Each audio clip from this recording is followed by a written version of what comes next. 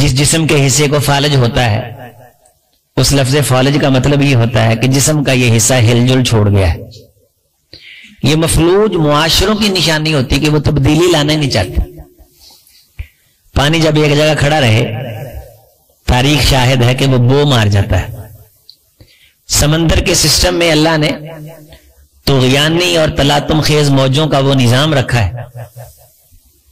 اتنے بڑے سسٹم اللہ نے لگائے ہیں کہ اگر سمندر ہلے نہ، اس کا پانی ہلے نہ، تو اس کی بو سے کائنات مر جائے، اور پوری دنیا کا سرمایہ لگا کے آپ سمندر کو ایک ہلورا نہیں دے سکتے۔ پوری دنیا بے بس ہے کہ سمندر اگر ہلورا نہ لے، اس کے اندر موجیں پیدا نہ ہوں، تو روئے زمین ساری اس بات پہ اکٹھی ہو جائے کہ سمندر کو ہلائے کہ ایک موج پیدا ہو جو 1 منٹ میں کئی پیدا ہوتی ہیں، تو ساری دنیا مل کے اس میں ایک موج پیدا نہیں کر سکتی۔ اللہ نے یہ سسٹم، یہ حرکت، یہ تبدیلی، اس نظام کے اندر اللہ نے زندگی رکھی ہے۔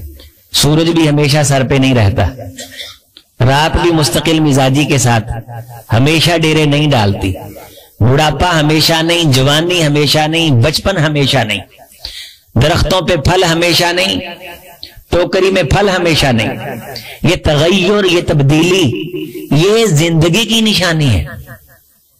ہم کہتے ہیں کہ یہ چیز میں نے نہیں چھیڑنی، یہ میرے بابے کی نشانی، یہ یہیں ہی رہنی چاہیے، لیکن بابے کی نشانیاں بابے کے مرنے کے بعد تقسیم ہوتی ہیں، ونڈیاں پڑتی ہیں۔ یہ تبدیلی زندگی ہے، یہ ہونا ہے۔ اگر یہ نہ ہو تو جمود، یہ موت ہے۔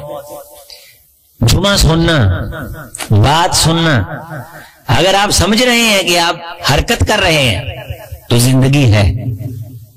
جب فالج ہو جاتا ہے تو اس کا علاج کروایا جاتا ہے، مساج کی شکل میں، میڈیسن کی شکل میں، اور پھر اس کو یہ تھراپی کرتے ہیں، دھوپ میں بٹھایا جاتا ہے، اور جس دن جسم دھوپ محسوس کرتا ہے، سوئی چبھوئی جاتی ہے، سوئی کی چبھن محسوس کرتا ہے، تو اس دن گھر میں خوشی ہوتی ہے کہ الحمدللہ جسم میں جان ہے۔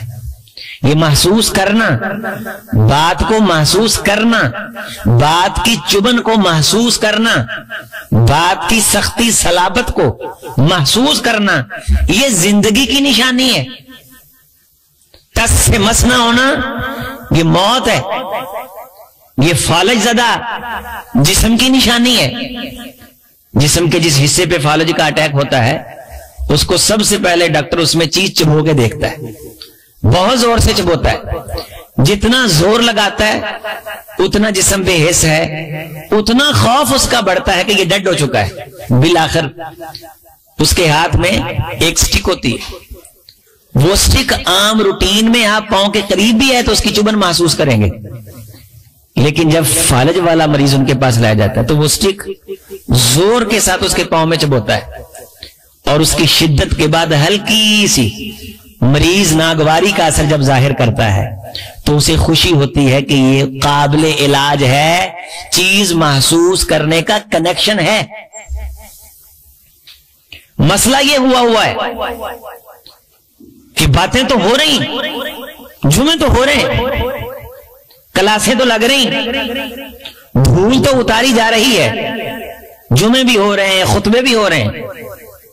پاکستان ہے، اسلامی ملک ہے، اذانیں ہو رہی ہیں، لوگ آ رہے ہیں، جا رہے ہیں، خواتین ہیں، بچے ہیں، لیکن جسم حرکت محسوس نہیں کر رہے، تبدیلی محسوس نہیں کر رہے، تغیر محسوس نہیں کر رہے۔ دوستو یہ بات نوٹ کر لو، اگر اللہ رسول کی بات سن کے بھی تبدیلی کی حرکت نہیں، لہر نہیں، تو ہمیں یہ دیکھنا چاہیے کہ فالج کتنا سویر ہے، اٹیک اور حملہ کتنا سخت ہے۔ ہم اپنی انہی عادات پہ اڑے ہوئے ہیں، انہی رویوں پہ اڑے ہوئے ہیں، انہی خرافات میں الجھے ہوئے ہیں۔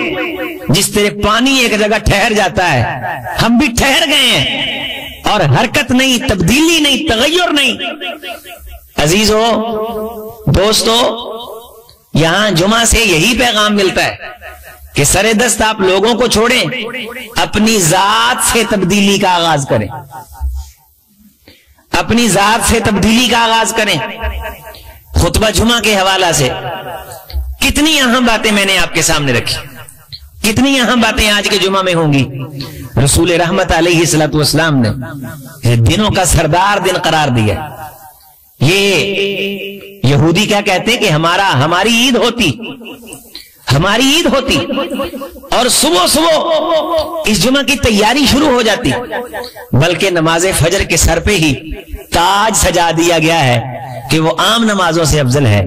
جمعرات کی مغرب کی اذان جمعہ کی اذان ہے، تاج سجا دیا گیا ہے کہ اس اذان کے بعد اگر کوئی مرتا ہے، جس طرح ہم نہیں کہتے کہ اس نے مرتے وقت لا الہ الا اللہ پڑھا تھا، بڑا خوش نصیب ہے، یہ خوش نصیبی کی نشانی ہے کہ وہ جمعرات کی مغرب سے لے کے جمعہ کی مغرب تک مر جائے، یہ اس کے حسن خاتمہ کی نشانی، اسے حسن خاتمہ کی علامت قرار دیا گیا۔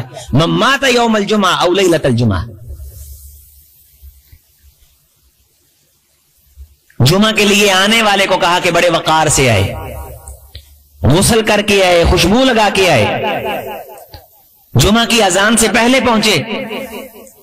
امام اوزاعی رحمت اللہ علیہ